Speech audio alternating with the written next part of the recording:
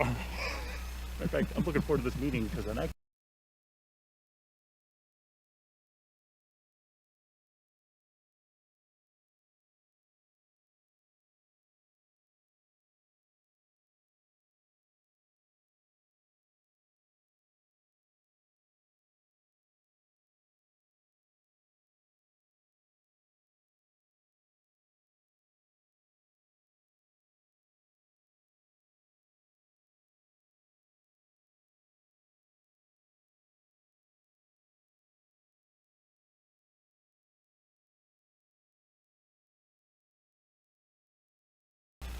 Yep. A little bright, isn't it?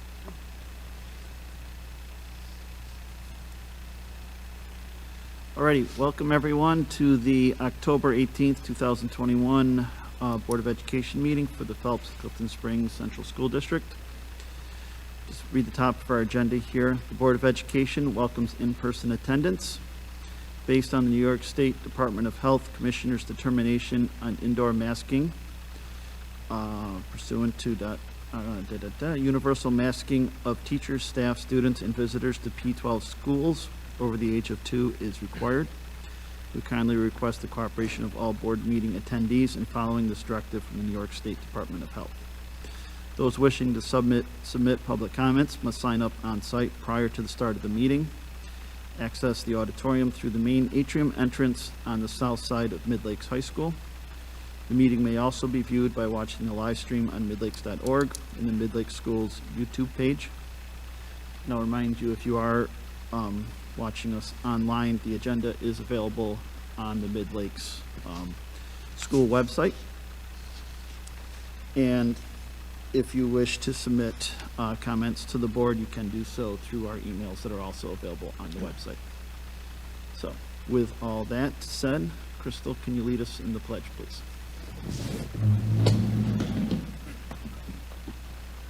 I pledge allegiance to the flag of the United States of America and to the republic for which it stands, one nation, under God, indivisible, with liberty and justice for all. Thank you. I'll move through roll call. I'm Jake Amadon, board member. Tracy Altman, board member. Ryan Davis, board member. Lindsay Marino, board member. Matt Murphy, board member. Don Miller, board member. Matt Sickles, superintendent. Crystal Plant, district clerk. Thank you all. Moving into approval of agenda. Can I have a motion to approve the agenda? I make a motion to approve the agenda. Thanks. Tracy, a second, please. Second. Thank you, Ryan. Any discussion on the agenda? Hearing none, all in favor of the agenda as written, please say aye. Aye. Any opposed? Great. Moving into our consent agenda items, I'll take A through G as a block. Any discussion on our consent agenda items?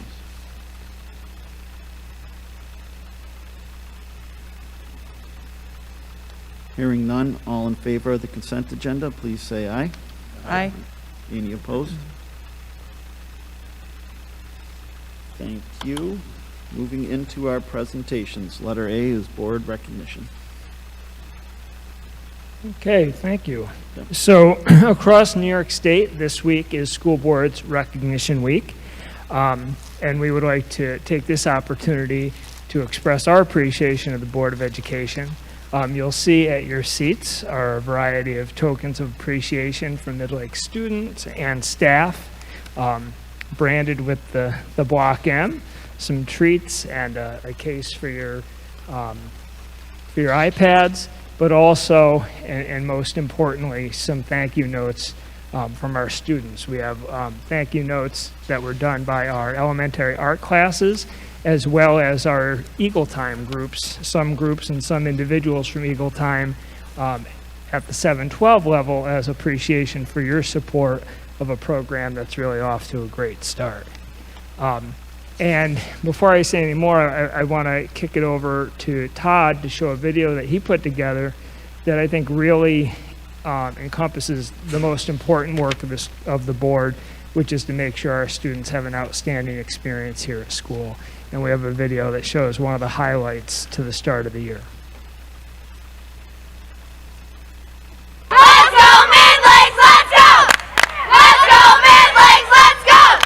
It's good to be with everybody again. Like, everyone's happy. Just like seeing everybody again. The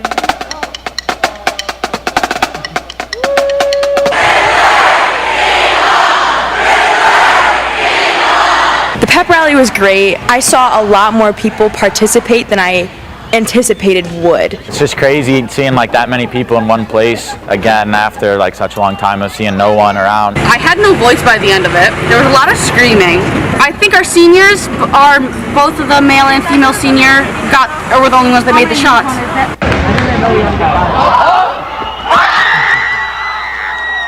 Sounded like they're gonna pie the principal in the face. It was great to have everybody back in the same gym again. It was loud, exciting. I don't know, small town USA type vibes, you know? It's a pretty tight community. It's always a good time. Got to rep the brand. Yeah, for sure. It was like my first kind of homecoming, and I haven't actually experienced the parade and stuff. It's been kind of exciting just seeing everyone after like such a long time. It's pretty cool because you get to be like with your friends and you get to just come together and unite with like your class that you're going to be graduating with. The Decades Day was probably the coolest day. We were the 50s and everybody went all out with their leather jackets and their white shirts and their tight jeans. And then the high schoolers were pretty cool. They had like a bunch of tie-dyes.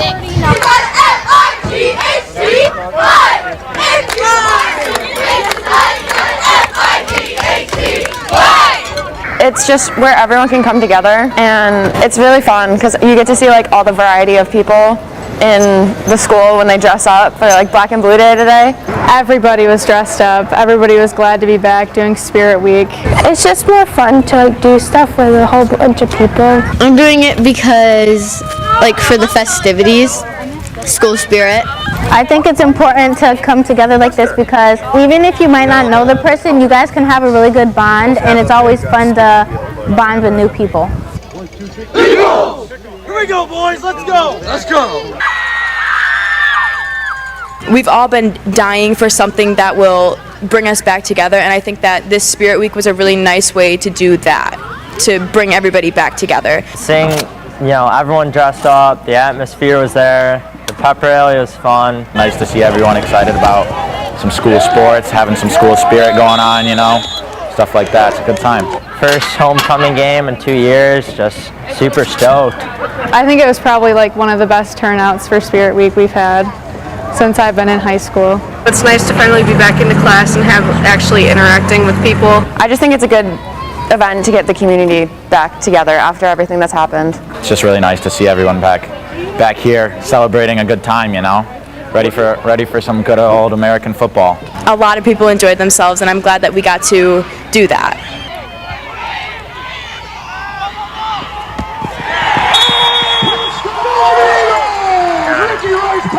Complete to number 34, Mark Scoville.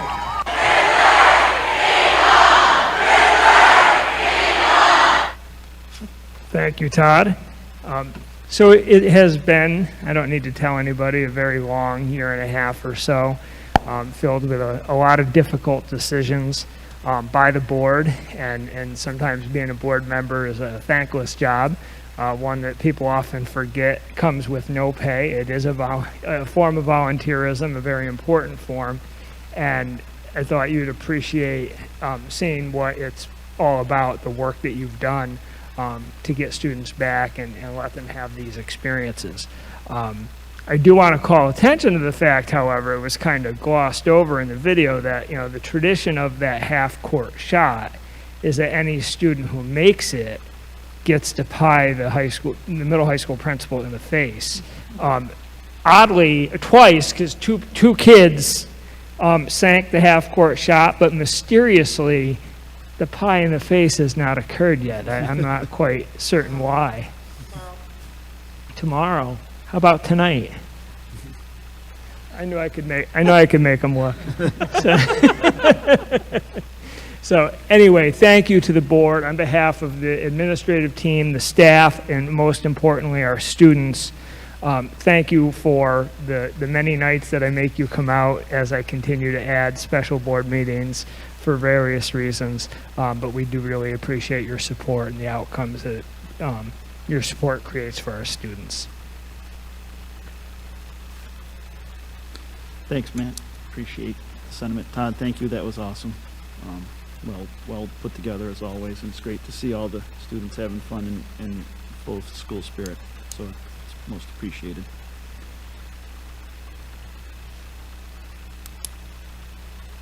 Okay, All so right. we'll move on to our Move next on presentation. Sure. Strategic plan update. Michelle Robinette, Matthew Sickles. Okay, so back on September 20th, we had a representative group of the Strategic Planning Council, which gave you a pretty in-depth overview of the strategic plan. And at that point, we were then anticipating working with the Warner School team again to develop the year one management plans. That has occurred. And as a result of that work, as they met with the different administrators who will serve as facilitators of the different initiatives, we sort of uncovered some overlaps and areas of duplication in the plan, and it has gone through some updates. The substance of it has not changed, but we did want to just quickly give you an overview of the updates prior to board approval, and so that we can move forward with its implementation. So most importantly, the 4 focus or goal areas have remained unchanged: academic excellence, Midlakes community, strong and empowered staff, and student life. You can certainly read the qualifying statements under each one, but the focus of the plan has not changed, and those 4 very important areas will continue to guide our work throughout the life of the plan, which is at least 5 years if it's not adapted and extended after that. Michelle? Yep. So on the updates and coordinated initiatives, what we've tried to do is sequence things in a logical progression and removed a lot of duplication. One of the pieces that you'll notice in the final plan is MTSS. Another is the diversity, equity, and inclusion. And another piece on students with disabilities that have been moved around to fit in where they logically made more sense and to remove that duplication. We'll continue to update the plan, as Matt said, as adjustments are needed. In terms of the management plans, this is our kind of supports and implementation for year one. So it's getting into more of the details, and some of the pieces that maybe were part of the original strategic plan have now been moved to the management plan because they were more detailed action steps. They include now facilitators, due dates, and because communication is a big piece of what we know we want to expand and get better at, we've included a section on others involved so that it's not just one person working on one thing on a checklist, but we're working as a team, we're working with stakeholders, we're involving more people, and we know that that'll make it a better plan in the end. Okay, in terms of accountability, the most important thing is to make sure that this work is completed, since it represents our goals and intended outcomes for our students. So there's a clear identification of action steps and tasks related to each of the initiatives. The facilitators, due dates, and others involved, as Michelle mentioned. A really important piece of this, and credit to both principals, that both the elementary school and the middle high school have building improvement teams already in place. Those teams will evolve and take on a more important and lead role in helping to guide the work around the strategic plan in each building, but there will be other committees and individuals involved as well. There will be scheduled reports as outlined in both the plan and the management plan, scheduled reports to myself, and that may be individually or it might be through cabinet meetings for feedback. And then there will be presentations to the Board of Education at key checkpoints relative to the individual initiatives. And then to continue the process, because the management plan, which will be shared with you once it's finalized, is only covers the year one initiatives. So then by the end of this school year, we'll be working on the year two management plan, which will carry the work of each of those 4 goal areas forward. So next steps, again, we have the year 1 management plan is just getting the finishing touches applied. Much of the steps that are identified in the year 1 plan have already been accomplished, and others are soon to be accomplished. There will be year 2 through 5 management plans as appropriate. Again, the facilitators will not do all the work around the initiatives they're responsible for, but they'll engage other appropriate individuals and committees. The whole plan, as we've mentioned, is a living document, and the process will be fluid because circumstances change, new data becomes available. As we make progress in certain areas, we may raise the bar in terms of what we're trying to accomplish. So it is certainly subject to change. And again, there will be periodic updates as we keep the board informed on our progress. Questions?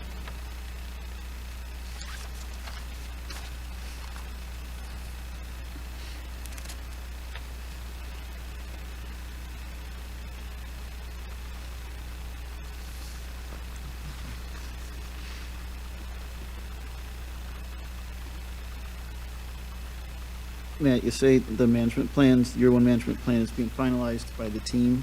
Yes. When will the board see that? Probably within 2 weeks. I mean, we're just doing finishing touches. Michelle and I have taken the feedback from the team, have filled it in. We just need to loop back with them to get their feedback on our changes, and then it'll be ready to be sent off to you. But it's doesn't require its own approval. It's just the action plan for the strategic plan itself, but it'll be shared with you. Right. I know I'm at least curious to see it. So I was just hoping that it was going to get shared with the board. Yes, absolutely. Yes. And along those lines, in the periodic updates, it says that facilitators will report to superintendent on an established schedule. Is that schedule going to be delineated? That's already in the management plan. That is, okay, that's part of the management plan itself. Yeah. Or no, I'm sorry, that's in the strategic plan already. Okay. And then there's due dates identified, the consistent due dates identified in the management plan as well. You see the column, report to superintendent? Yeah, report to superintendent, which, I'll report to the superintendent. All right, so. Decisions about presentations to the board will be made along the way. That's really what I was asking. Yeah, there's no set timeline on that. That will be made by the facilitators and groups working on those initiatives when they feel it's appropriate to either get feedback or to report completion. Right. But at least the board would know that if they're curious about an item, they would know when you were expected a report to have. Yes. That we could inquire about. Yes. And that we could probably expect sometime, within either before or after that, or the board could share key stuff from those reports. Right. So different initiatives will reach different levels of completion in the first year. Like some are 1-year initiatives and will be completed. Others are just in the investigative stage during year 1. So those would be less likely to have an outcome to be reported than something that was fully implemented. Right. Thank you.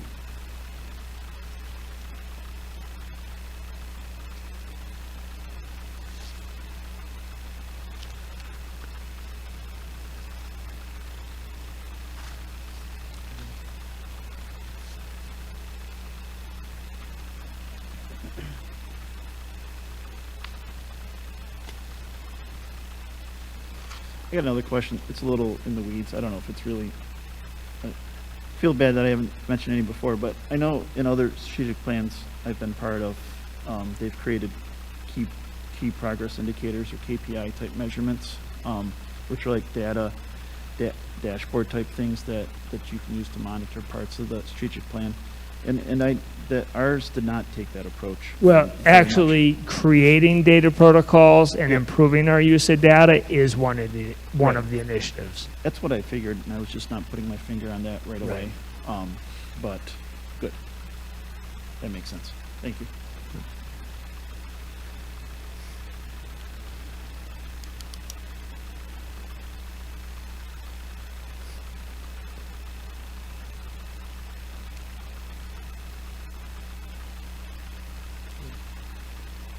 Any other questions for Matt or Michelle on the update? And further in our agenda, the board will be adopting or approving the strategic plan as written, which just means that we endorse it and are happy with it as is. So, any questions in that vein? Cool. Thank you for that. All right. And our third presentation is multi-tiered systems of supports. Support update, Michelle Robinette.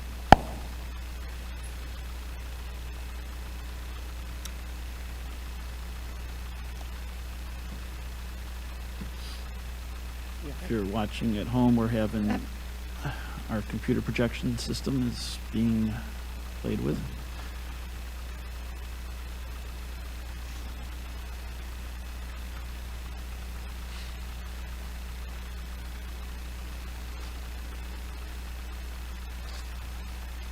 There we go. All right, cool.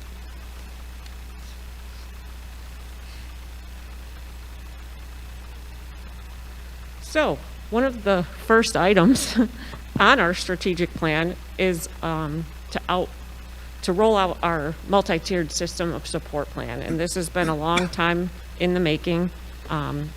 Prior to COVID, I had helped create a systems of support committee, and we had been working through laying the foundation for this plan, and it felt great on our opening conference day to actually roll out many pieces of this plan to our staff. So some of the first few slides, I'm going to walk you through what we kind of hit on with our staff on the September opening conference day. One of the first pieces was to just remind staff of what is a multi-tiered system of support. And I like this particular graphic that was not created by us, but because it talks about it being a prevention system as well. So focusing on tier 1 helps to prevent many of the later interventions that might be needed. And one of the other pieces we liked with this particular graphic was showing that our students who may have a label, whether that's a student with a disability, a student who's an English language learner, a student who's in accelerated classes, that does not preclude them from being in any of the tiers, because you all are human, and we are all human, and our students are all human.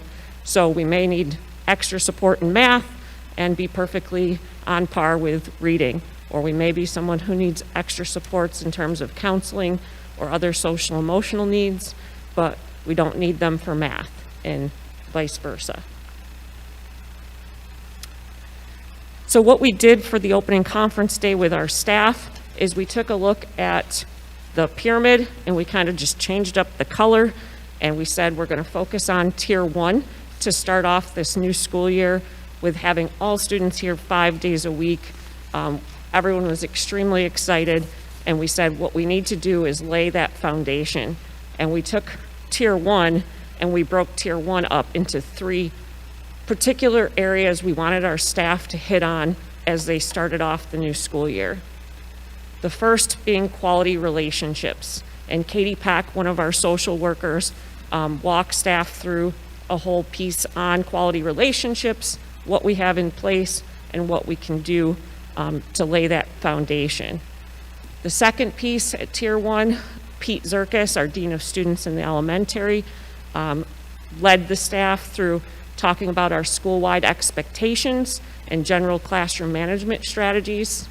And then I topped off the presentation with quality instruction, emphasizing that while there are key pieces to quality instruction, The other two pieces need to be there in order for that quality instruction to have its biggest impact. In terms of the pieces, I'll just kind of quickly share with you some of what the teachers saw.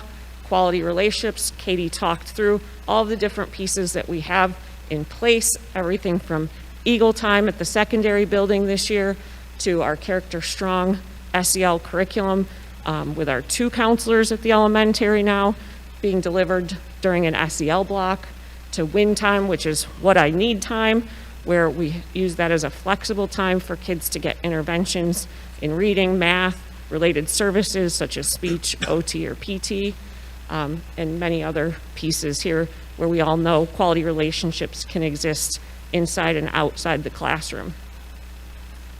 The other piece of our MTSS plan that deals with that social emotional side at Tier 1 is the state had issued some social emotional learning benchmarks a few years ago, and during this 1.5 years of COVID, we've benchmarked those into an actual scope and sequence, and we've also aligned them to monthly themes. So the actual Appendix E to the plan delineates all of that over multiple pages.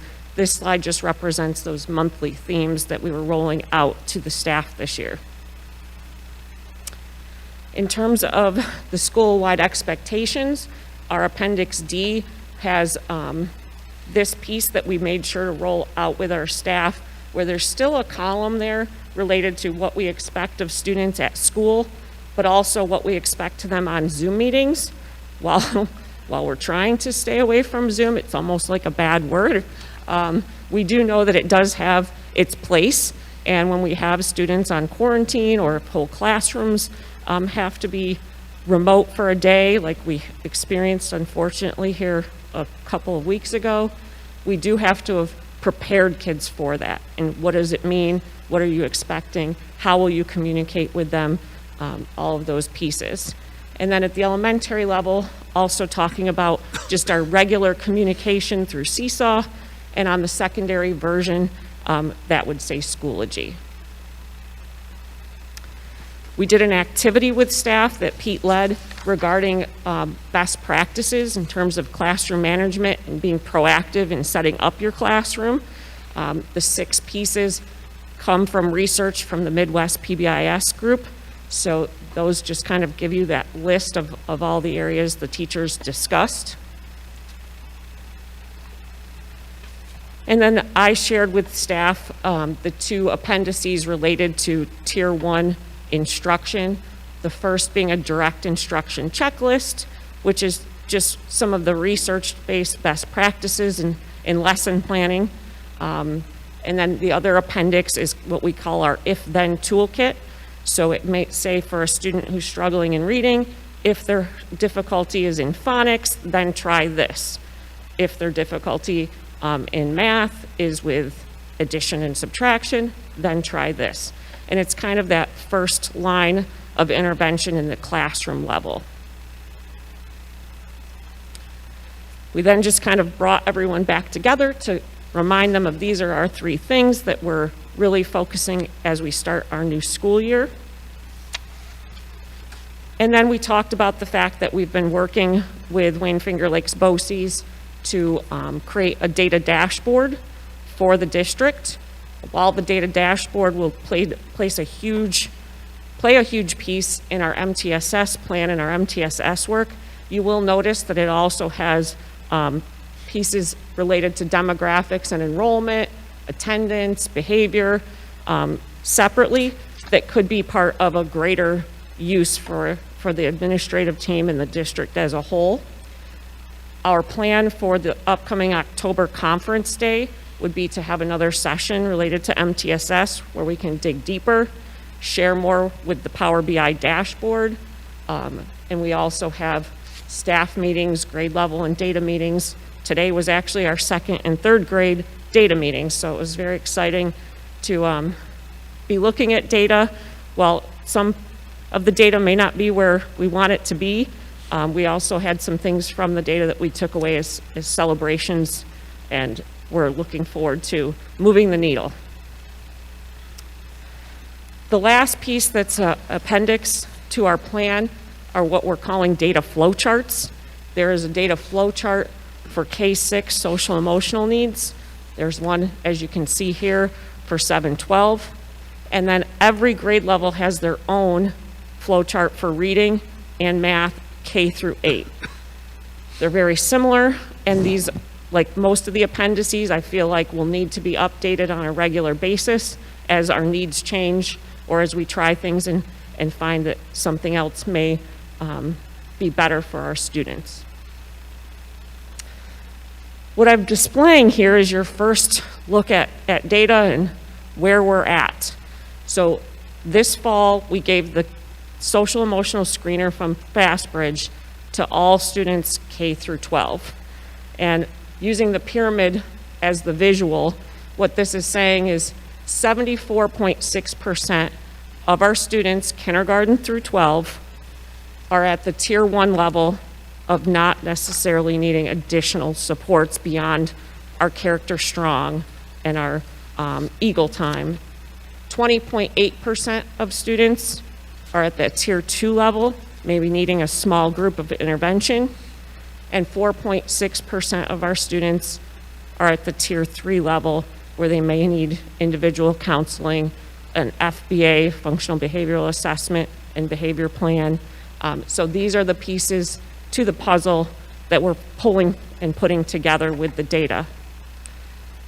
For reading and math, we have assessments across K through 8, and we can see that this data is a little more troublesome in that we're at about 50% in both at tier 1, 30% for reading at tier 2, 38.6% for math, and then 20% for reading and 12.6% for math at the tier 3 level. This is part of what we've been working through with these data meetings. 7th and 8th grade already had their first data meetings. As I said, today was 2nd and 3rd grade, and we're continuing throughout this week. But we're really digging into this data and talking through with the teachers how we might get creative and do some things differently to deliver some of what would normally be an intervention at the tier 2 or tier 3 level at tier 1, especially for those classrooms where the data is showing the greater need. So I've just summarized here, and I think it's on your printout, as to what are some of those pieces to the puzzle that we've been putting together. Some things we've been piloting, some things that we piloted and now we've officially started training teachers in. But we'll continue to add to and update as we see the need. And I'm just very hopeful and positive that by the time mid-year data is pulled together, we're going to see a huge improvement in our triangles, and they're going to be closer to where we would expect them to be. And getting the kids back has just been the #1 thing and really made it a good thing. Just everyone's feeling that, despite the fact that we're all a little tired and a little stressed. So other than that, I just wanted to give you an opportunity if you had questions. How were the kids assessed and placed into these groups? How were they assessed? I couldn't hear the rest. How were they assessed and then placed into their grouping? So we have from Fastbridge a social emotional screener.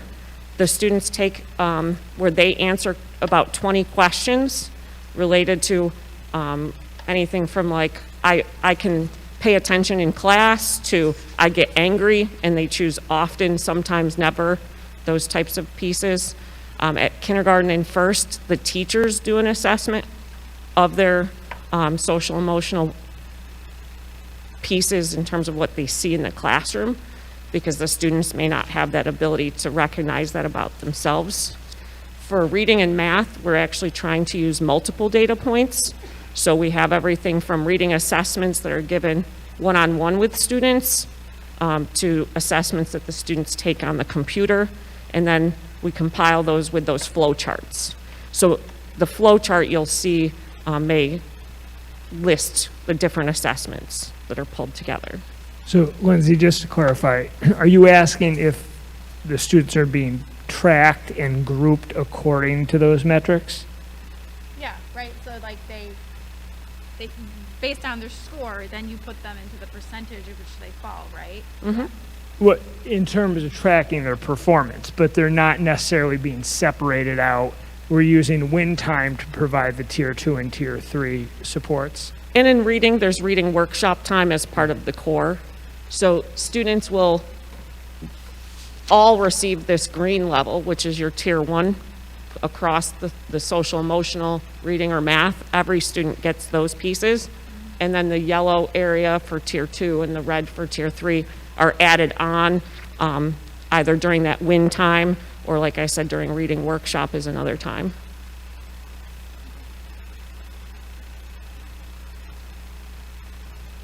Other questions? What's the initial feedback on the Eagle time?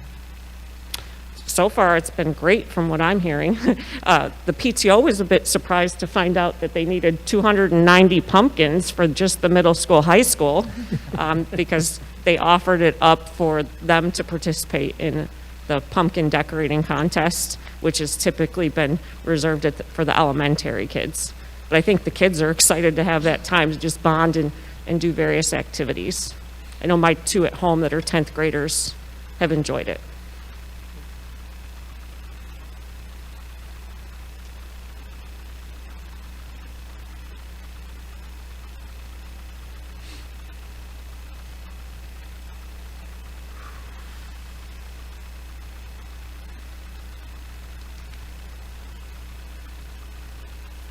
Joe, this is a lot of stuff here. You know, I'm still thinking about it all, but I do appreciate, I mean, my earlier question about KPI or data-driven or performance indicators type stuff. You know, I do like seeing, or I see us moving towards collecting data and using data to keep our eyes on our students, which I think in our performance with our students. So I mean, so I applaud everything you're doing here, and everybody is doing here. I don't have any specific questions though, but thank you. Anybody else have anything to add here?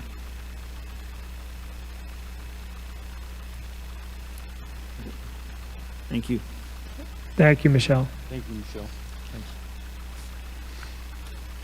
Cool. All right. All good stuff there.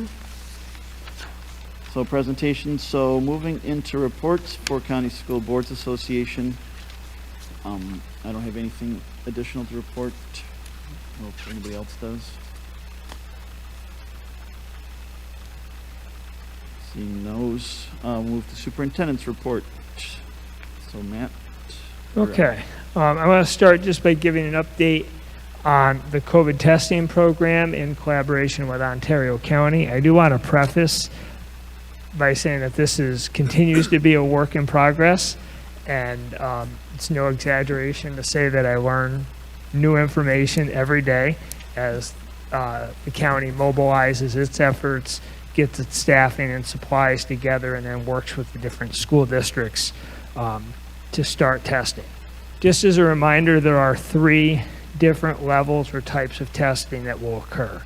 One is diagnostic testing. They're all PCR tests in different forms. The diagnostic testing is a shallow nasal swab that will be administered to students and staff who are symptomatic or exposed at school. Our nurses were just trained today, and our Abbott machines for reading the results in 15 to 20 minutes were delivered this afternoon. We're hoping that the diagnostic testing, if needed, will begin later this week pending final logistics. Parents will be able to provide consent using an online form. So for example, if a student reports to the nurse's office with symptoms and the parent can't get there right away but wants the testing started, they can go right online. It's going to be using the Our School Today app that we used for the health screeners last year, but there'll be a link on the website and they'll be able to go in and give consent. Results will be reported to Ontario County Department of Health for their database. Again, they'll be available in 15 to 20 minutes. This is brand new information today. As of Friday, we were told that there was no testing out of a quarantine. Information we received in the form of a memo today from Ontario County said, and it's very specific situations, but students who are symptomatic will be sent home pending consultation with a medical provider and resolution of symptoms. So if you're symptomatic, you're going home even if the test is negative. But students who've been exposed at school, and that's the key, exposed at school, but are non-symptomatic, may remain in school and participate in extracurricular activities Monday through Friday only by being tested daily at school for 7 days. These students still must follow a strict masking protocol, and they may still be subject to quarantine outside of school. But the goal is to keep them in school and participating in activities. As long as they continue to be non-symptomatic and test negative for those 7 days. So if on day 7, a child is still without symptoms and remains negative by those PCR tests given every day, then they need no further testing and they resume usual activities. So that's if they're exposed but not symptomatic. As soon as they become symptomatic, then the existing protocols kick in. That's what we learned today. I expect to learn something new tomorrow because that's pretty much been the trend. Before I move on to the screening or surveillance testing, that's new information. Are there any questions? And I'll do my best with the information I have. Matt, I know there's an incredible amount of pieces here, but one thing you told us is that they were not planning on testing at our site every day of the week. That's still unclear. Right. So I mean, one of the things I keep going back and forth with on the county is how often their nurse contracted through an agency will be here. But our nurses will, the pool testing or the surveillance testing, which I'll talk about in a minute, will be administered by that agency nurse. But the diagnostic testing, our nurses are will be trained in that and are trained as of this afternoon. So even if the county nurse isn't here, the machines are on campus and our nurses will be able to perform those tests. So for the students that are staying in school, our nurses can do the testing for them. Yes. Gotcha. We will not test on the weekends, however. Right. So if the 7th day falls on a weekend, they'll need to test negative on Monday. Okay. Thank you. All right. Any other questions on the diagnostic testing? Okay. The next piece, is screening or surveillance testing of staff, which is required, and students, which is optional. So our first goal after the diagnostic testing is to get that required staff testing going. Again, staff can opt out of the required weekly testing by showing proof of vaccination. Otherwise, they will be tested weekly.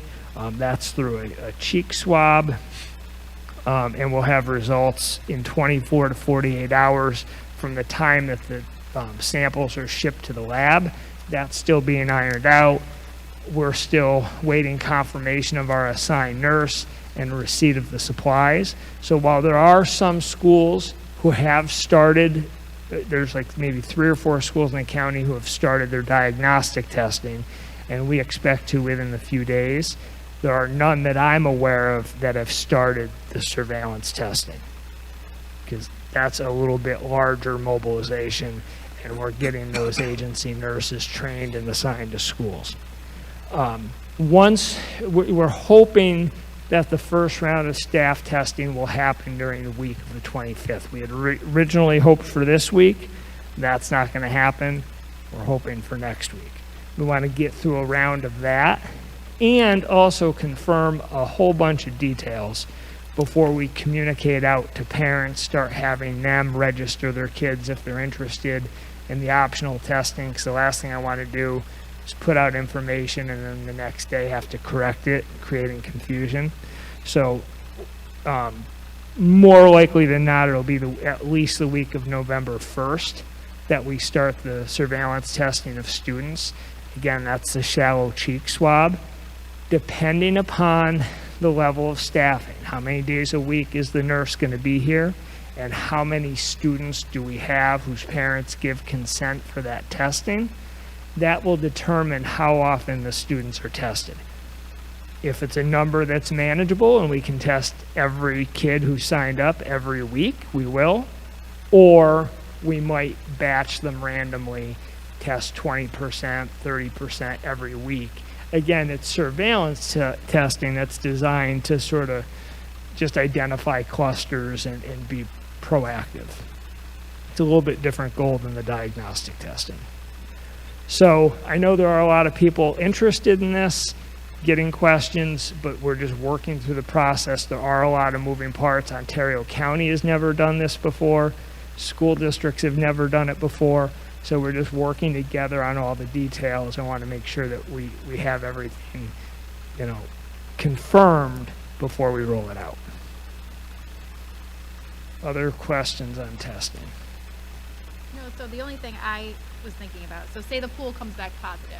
Yes. And it's a pool of how many staff? 12. 12. So do all 12 of those staff members have to go home and now quarantine? No, so what happens is they immediately, if that pool tests positive at the lab, they hold on to the original samples. They then go back and perform a second test on those 12 individual samples. So by the time the results get reported to us, they've identified the specific individual who's positive. Yeah. So there will be no need to take a second sample. Okay. Other questions? Yeah, can you go back to the diagnostic piece? So you had mentioned the exposure at school, if they're non-symptomatic, they would test negative for 7 days. But you also mentioned they still could be subject to a quarantine. Right, so the goal is to keep them in school, so they may still have to quarantine at home. That's what the memo says. But they would be allowed to participate in school activities, all school activities, Monday through Friday, if they continue to test positive. This is brand new negative rather. This is brand new information that we received this morning, but it did come from the county. And that's not guaranteed, but they may still be subject to staying home when they're not at school.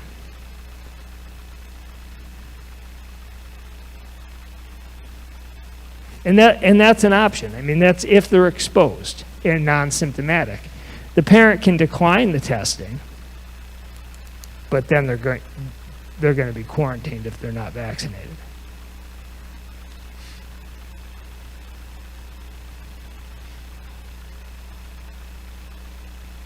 Good on testing? All right. You can always look back to me. Snow days. So you remember last year the state allowed for a snow day pilot. Midlakes did not participate. They are offering it again this year. It's for weather-related emergencies and non-weather-related emergencies, which is key, and I'll come back to that in a second. The pilot allows schools to switch to remote learning when they would otherwise close for either type of emergency. When a school district switches to remote learning, it must continue to transport students to charter and non-public schools if they remain open, regardless of the type of emergency. Even if it's 2 feet of snow here and we close and switch to remote, because we're switching to remote, we're technically open, and if schools that we transport to in Rochester are still open, we'd still have to transport those students.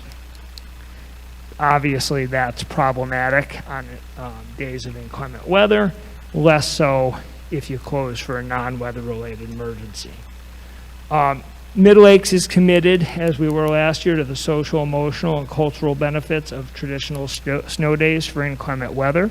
So we will not switch to remote learning for weather-related closures. However, we already have this year and will use the pilot as needed for non-weather related emergencies. And we did when we were short-staffed on the day of Aaron Mangan Isaac's memorial service. Or there could be other non-weather related emergencies. On those days, it's not an issue transporting students out of district, and they're different than your traditional snow days. Just one thing to point out, for our 11th and 12th grade students who attend half-day CTE programs at FLTCC, they'll not be transported on those days, as we do not have the capacity. Since we're not transporting students on those days, we don't have the capacity to go to their homes, pick them up from their homes, bring them to FLTCC, and return them home. Because normally they're transported from school. So we just don't have the driver capacity to do that, especially on short notice. So on those days, FLTCC will provide remote learning opportunities for those students, just as we're providing remote learning. So, and Frank's working on smoothing out those procedures with the Career and Technical Center. I've been asked to tell you about a project through Flash P, our healthcare consortium in this area, which sponsors, it's all the school districts from the greater Finger Lakes area pool the resources to purchase health insurance at a cheaper cost than community rates. And Flash P invests in the health and wellness of its members because it's in their best interest to do so. We have a Midlakes Wellness Committee and Wellness Coordinators, Brittany Sullivan and Kyle Sanders, who lead our initiatives here at Midlakes, as well as other Midlakes specific wellness activities. This year, Flash P is rolling out what's called the LIFT project, and they've identified, it'll be approved tonight, Sarah Thine as the Midlakes coordinator of this specific project. So on October 25th, the Wellness Committee in schools throughout the Flash P Consortium will launch the LIFT project. It's a 7-week program focused on helping people live their best lives by focusing on emotions, movement, social interaction, positivity, nutrition, reducing stress, and contributing to the community. The project includes access to weekly videos and challenges. And unlike previous Flash P initiatives, this project is available not just to Midlakes staff, but also students and community members. And Flash P is covering the costs that would normally be associated with participation. So information will be shared with the community through the district's social media platforms, and we encourage everyone to participate. And just a reminder that October 27th, there's no school for students, as we'll have a superintendent's conference day. Michelle mentioned it a little bit. Some of the highlights will be a presentation of the strategic plan to the Midlakes staff, a focus on staff wellness, social emotional supports for both students and staff, MTSS, as Michelle mentioned, supporting struggling students. That's all in the morning. And then in the afternoon, there will be grade level department and job specific trainings. So another important opportunity to support our staff with the tools they need to serve our students. That's my report, and I'll entertain any additional questions.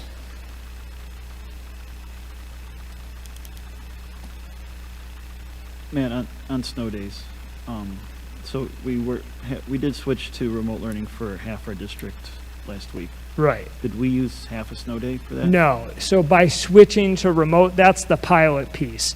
Is in the past, before remote learning was a thing, before it existed, then that would have counted as a snow day at the middle high school level, and they would have had one less instructional day than the elementary. But because remote instruction was offered, it counts as a day of instruction. I see, so it does not count as a snow. Correct. Gotcha. So now, every time we close for any reason, and this is just new since last year, I have to go into the state portal, document that closure, the reason for it. There's a drop-down menu of acceptable reasons. I have to provide information about that reason and how remote instruction is being offered.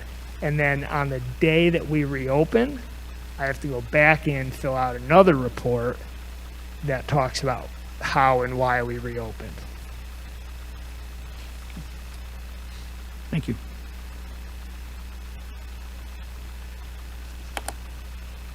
Other questions? Seeing none, we'll move, thank you, Matt. We'll move into public comment. The Board of Education values the input of the Midlakes community and welcomes public comment on any topic related to board work, with the exception of matters pertaining to individual personnel and/or students. All public comments must include appropriate language and observe proper decorum. Anyone making public comment must identify themselves by name and address. Public comment period will be limited to a total of 30 minutes and 1 comment per person. Individual comments will be limited to 2 minutes. The board does not respond to items presented or questions raised through public comment. However, the board may discuss topics of public comment at a later time and/or contact the individual who submitted the comment. Is anyone here for public comment?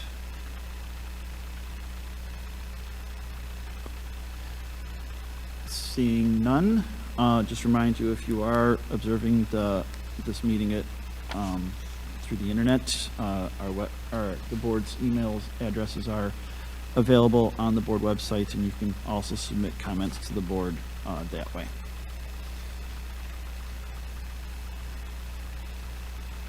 All right, so moving on, public comment into board discussion for county SBA state positions and paper position survey.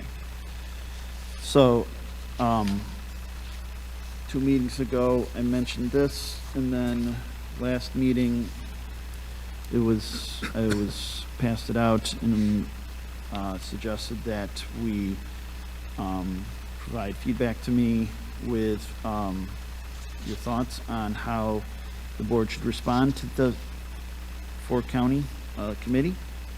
And so I handed out at the beginning of the meeting the responses I got to these. Any discussion on what we have?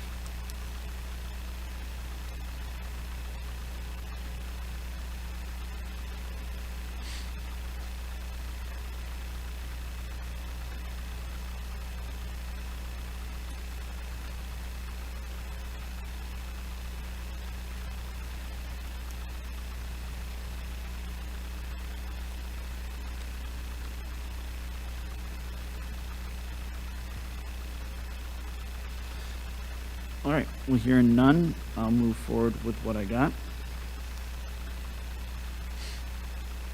And if you have any thoughts on it, next couple of days, please get in touch with me. We good?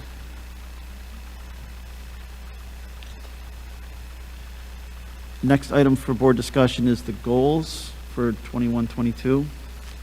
And I have to admit, I do not have my goals in front of me, which I apologize for.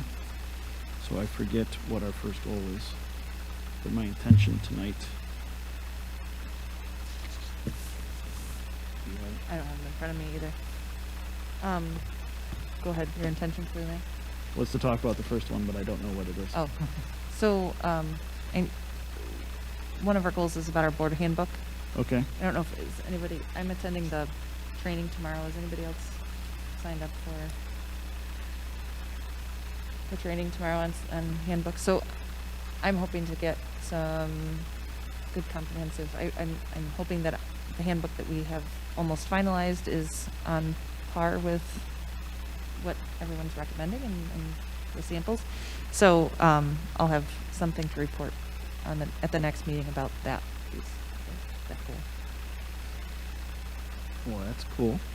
Yeah, no, thank you, Tracy. I cannot attend that, so, but I do appreciate that you're doing it, because I love handbooks. Jake, I think our first goal had to do with the student participation, student engagement. Student participation and engagement, right.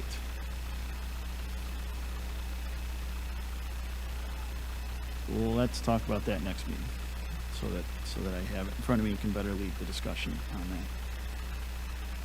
Does that sound all right? Anything else on board goals we want to bring up tonight?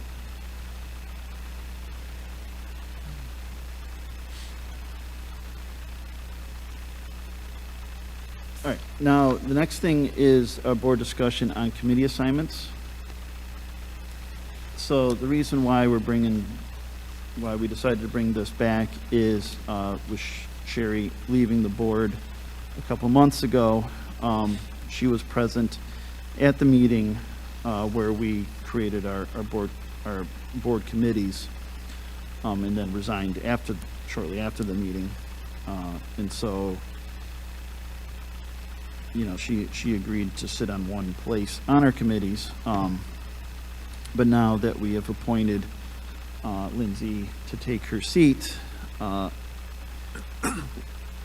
through discussion with Matt and Tracy, we decided that it would be best, we should bring back the committees and see if we can slot Lindsay into some places to give some experience with our various subcommittees here.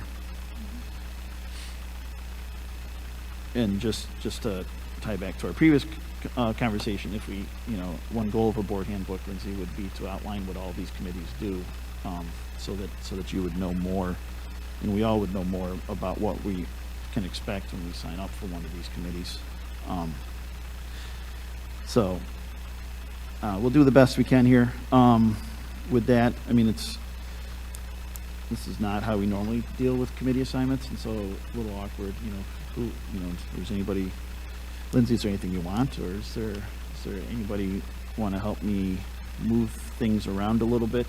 Oh, and the other thing to point out is that with our new business administrative position, I forget the other title, but with our Director of Operations. Director of Operations, they have been put into their committees that they naturally sit on. And so when we approve the new committees, that change has been made also. So are these like separate meetings that we attend and stuff? Okay. Generally, they are. Yes. The academic leave committee meets as needed with with members of the teaching staff and others, or members of the staff. Audit, safety, facilities are separate meetings. So just to clarify, the district school safety committee is to help guide the creation of the annual district safety plan, as opposed to the health and safety committee, which is focused on more day-to-day operational health and safety issues.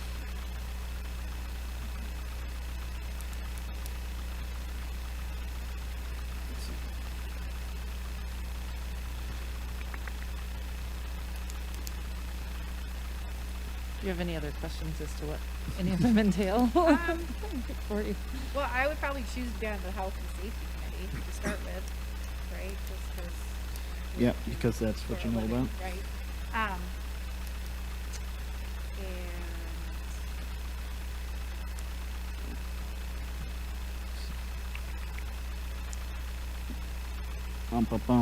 So Don or Ryan, would either of you be want to? She can take my spot on that.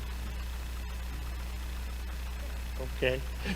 No, did you want her to take yours? No, that's fine. That's fine. You can. She can know, because actually I was gonna, as a new board member, I know when I first came on, the audit committee was a good committee for a new board member, because you get a kind of a deep dive. Right. So. Right, and the audit committee did meet before the last meeting, but we have another audit in the spring, right, Matt? If I remember Yeah, correctly. the internal The audit. internal yes. audit is in the spring, and so there is still work for that to do.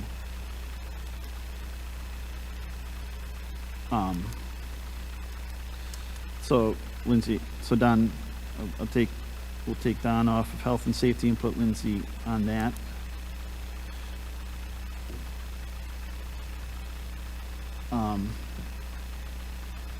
You want to do an audit committee, Lindsay? Sure. Or do you want to do policy? Never mind. Or do I want to do what? Nothing. I wouldn't mind getting off the policy committee, but that's all right. So, Matt or Ryan or me, do you want to make a spot for Lindsay on the audit committee? Which I'm fine to step off. But if you want to, Ryan, that's fine too. Yeah, I've done it. You've done, I know, yeah. All right, I'm going to take Ryan off of audit committee. I'm going to put Lindsay on there.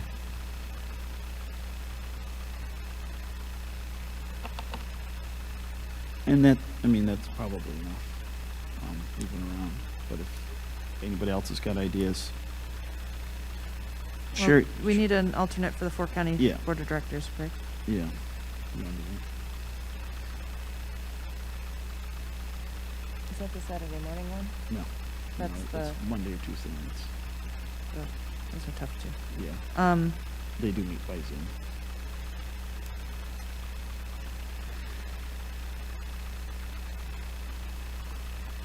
What'd you say that their schedules? You said Monday or Tuesday nights? I think so, yeah. How frequently? Monthly-ish. Maybe not. I forget. I went to the first one, and I think I missed the second one because it was a Tuesday night. I can't do Tuesday nights. I have the agenda. I have their agenda. I just don't have it with me. I got it.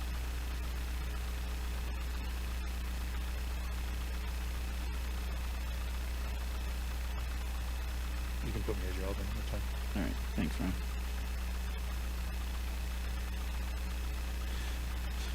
All right. So Ryan agreed to fill the seat that Sherry done.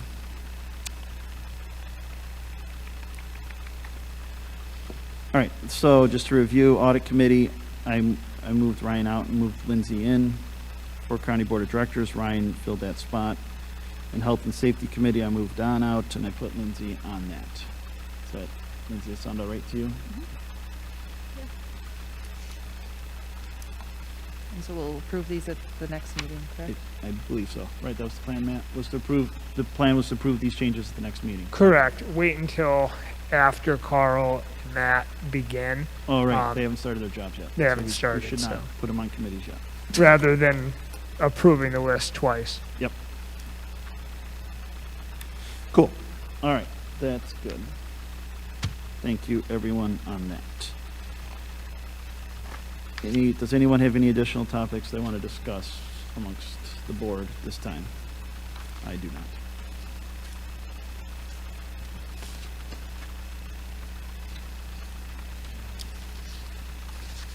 All right, moving into new business. We'll do letter A by itself, approving the strategic plan.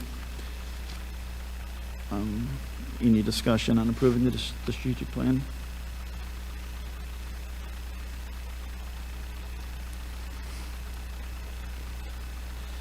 I'll just note, it's approving it, seems a little anticlimactic with all the work. It's been a multi-year process already, and we've heard a couple of presentations of all the work that's gone into it. So I know I and the board does appreciate all the work that's going into it. I don't know what else to say, but all in favor of approving the strategic plan as written, say aye. Aye. Any opposed? Okay, we've adopted the strategic plan. We'll do B through I as a block because they're all agreements with various parties. Any discussions on B through I?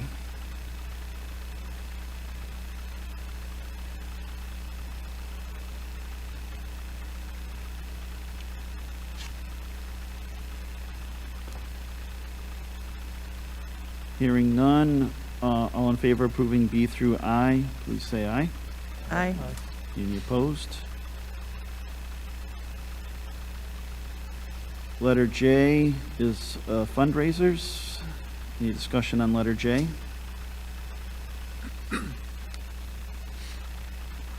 All in favor of J, please say aye. Aye. Any opposed? Letter K is creating a math teacher position. Any discussion on letter K?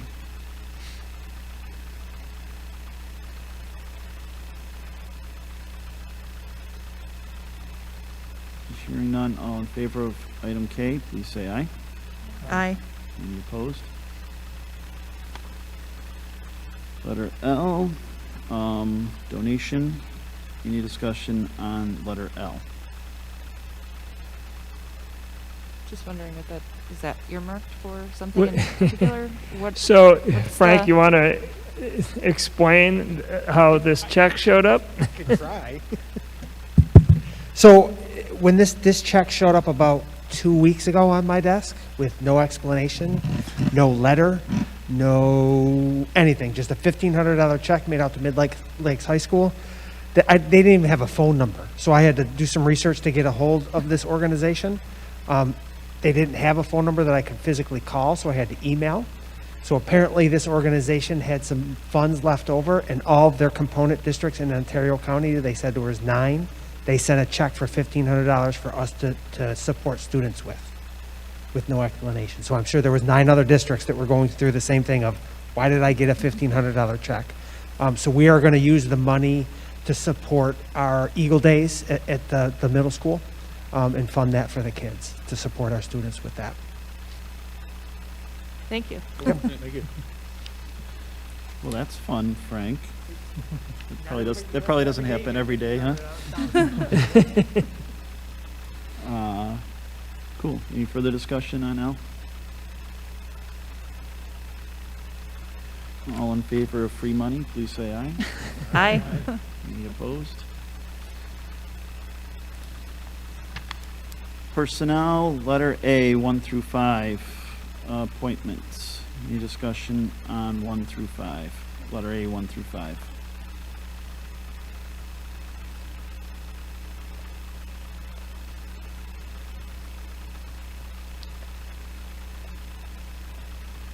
Hearing none, all in favor of letter A, please say aye.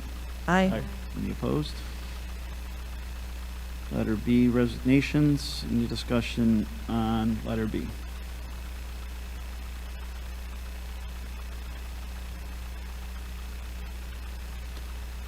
Hearing none, all in favor of letter B, please say aye. Aye. Any opposed? And looking at C, D, E, and F as a block, substitute appointments, coaching, appendix C, and unpaid leave. Any discussion on C, D, E, or F?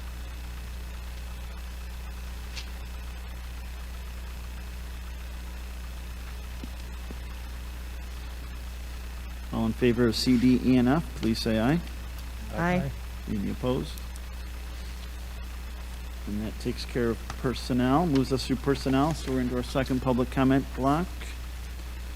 Anyone here for public comment?